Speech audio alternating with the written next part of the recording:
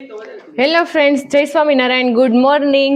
કેમ છો બધા? સ્વાગત છે તમારું મારા એક નવા વ્લોગમાં. તો અત્યારે સવારના 9 વાગી ગયા છે અને અમે જમીને એટલે કે નાસ્તો કરીને ફ્રી થઈ ગયા છીએ.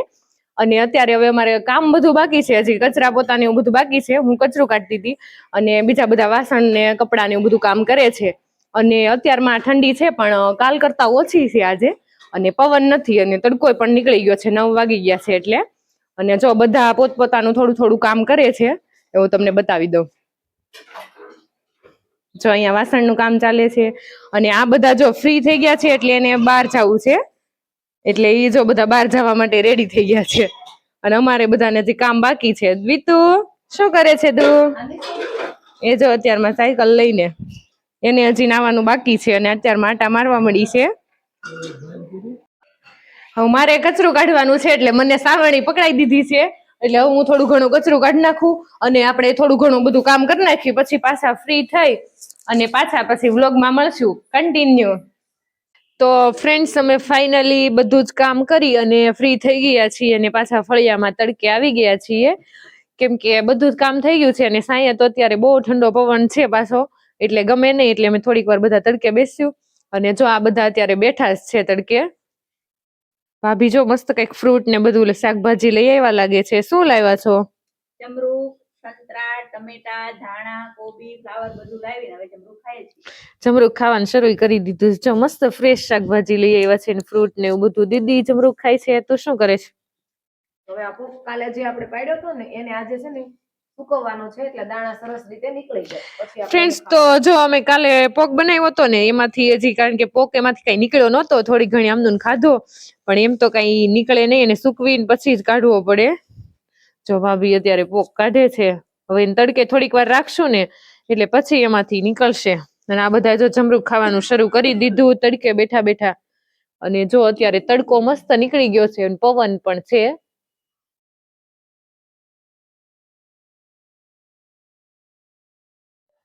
અત્યારે 11:30 વાગી ગયા છે અને હું વાલ ફોલવા માટે બેસી ગઈ છું, કારણ કે અમારે બપોરની રસોઈની તૈયારી તો કરવી જ પડશે, કેમ કે અમારે મિક્સ સબ્જી બનાવવાનું છે, વાલનું, વટાણાનું, એવું બધું. એટલે વાલ ફોલી નાખીએ, પછી શાક રોટલી બનાવીએ બપોરની. જો તો હું ફટાફટ, મારે બધા વાલ ફોલવાના છે અને તડકે બેસીને વિટામિન ડી લેતા જાય જોડે જોડે, અને સબ્જી બનાવવાની, બે કામ થઈ જાય યારે. તો વાલ ફટાફટ ફોલી નાખીએ અને પછી રસોઈ બનાવીએ.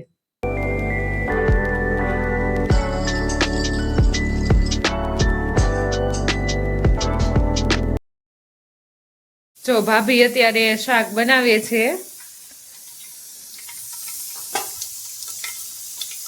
શાકનો વઘાર અત્યારે શરૂ છે.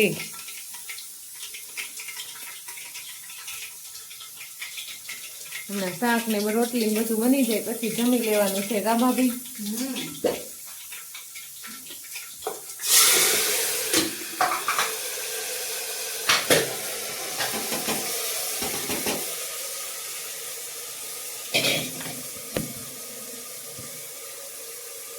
મીઠું ને ખાંડ નાખવાની છે ને? ખાંડ તો આપણે કાઠિયાવાડીને ફરજિયાત નાખવાની, કેમ કે ખાંડ નાખવાથી આપણામાં મીઠાશ વધે. કેમ પણ મારા ભાભીનો ડાયલોગ જો, ખાંડ નાખવાથી મીઠાશ વધે, એટલે ખાંડ તો જરૂરી છે કા ભાભી? હા, જો વઘાર થઈ ગયો છે. હમણાં 3 સીટી ખાશે એટલે આપણું શાક તૈયાર, મિક્સ સબ્જી.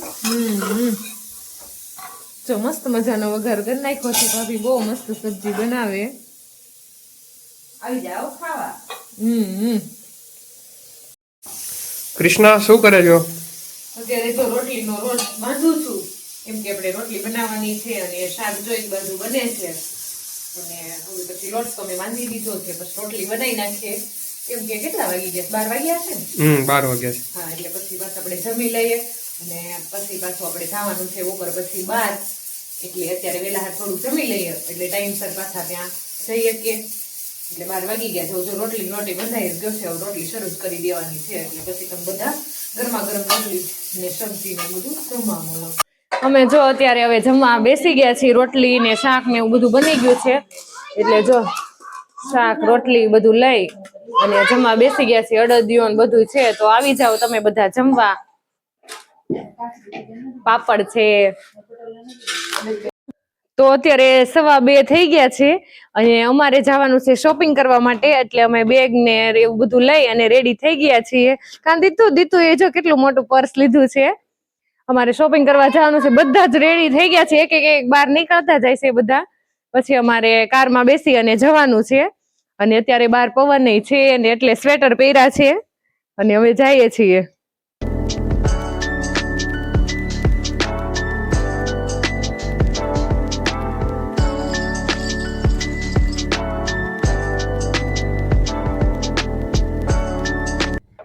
તો ફાઇનલી ગાઈઝ અમે અત્યારે તેરાગાંવ પહોંચી ગયા છીએ. હેરિટેજ વિલેજ છે, તો અત્યારે અમે હવે એમાં એન્ટર થઈ જઈએ.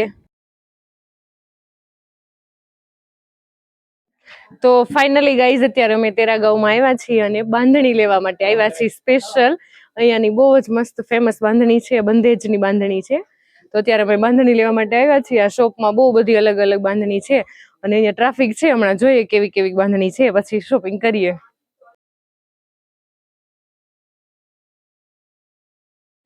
તો જે લોકોને બાંધણી લેવી હોય આ કચ્છ બાજુ આવતા હોય તો અહીંયા નલિયાથી 10 કિલોમીટર જેટલું થાય છે. તો બહુ જ મસ્ત અહીંયા બાંધણીઓ મળે છે, એટલે જે લોકોને લેવી હોય એકવાર જરૂરથી અહીંયા વિઝિટ કરજો.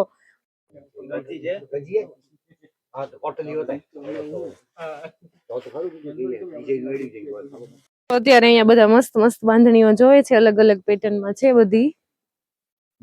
આને કઈ બાંધણી કહેવાય?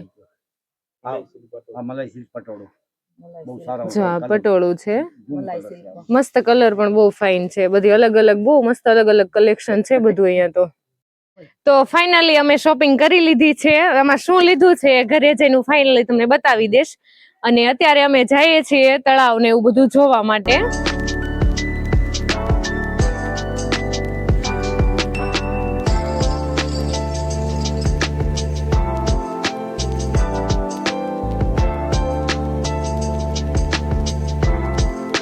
અત્યારે આ પેલાના સમયનો આખો કિલ્લો છે.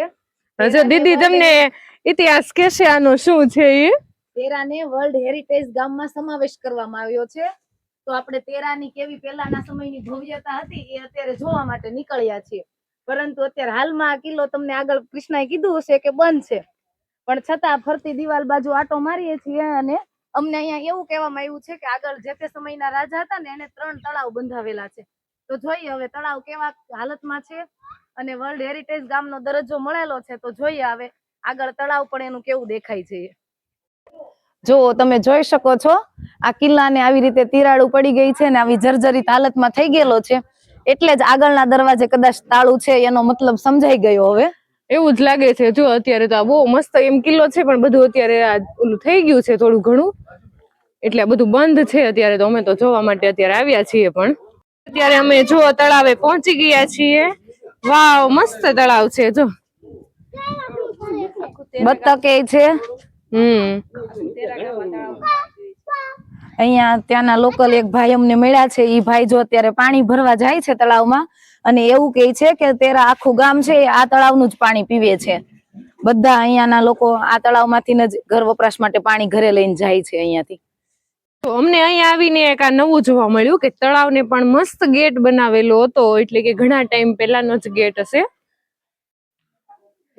જો 2001માં બનાવેલો છે.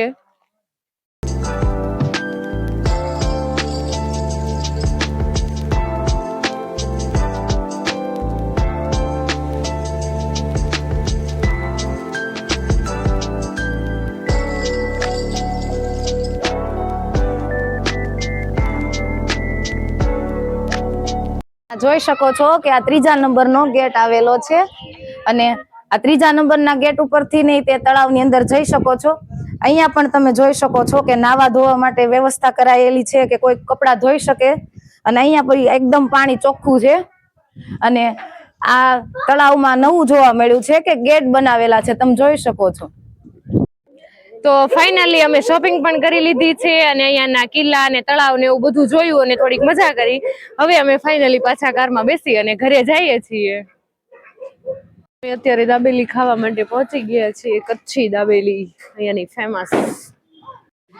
અમે અત્યારે બટર દાબેલીનો ઓર્ડર આપી દીધો છે અને હમણાં જો બનીને પછી આવશે. અત્યારે અમે બધા વેઇટિંગમાં બેઠા છીએ. હમણાં દાબેલી આવે પછી ખાઈ લઈએ.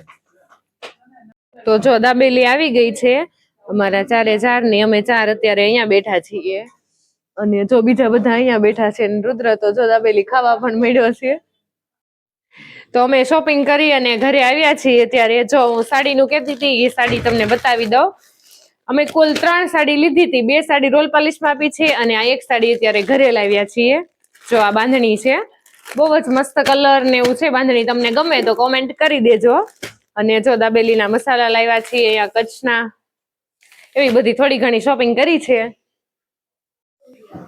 અમે અત્યારે ઘરે આવી ગયા છીએ ને આજે છોલે ભટુરે બનાવવાના છે, એટલે જો છોલે બનીને રેડી છે.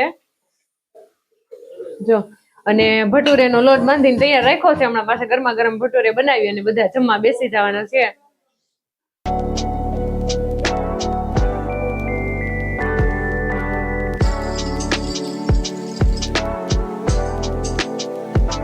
તો જો છોલે ભટુરે અમે બનાવી લીધા હતા અને હવે જમવા માટે બેસી ગયા છીએ બધા.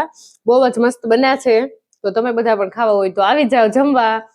અને વિડીયો ગમ્યો હોય તો લાઈક કરી દેજો, શેર કરી દેજો અને મારી ચેનલને સબસ્ક્રાઇબ કરી દેજો. Bye bye.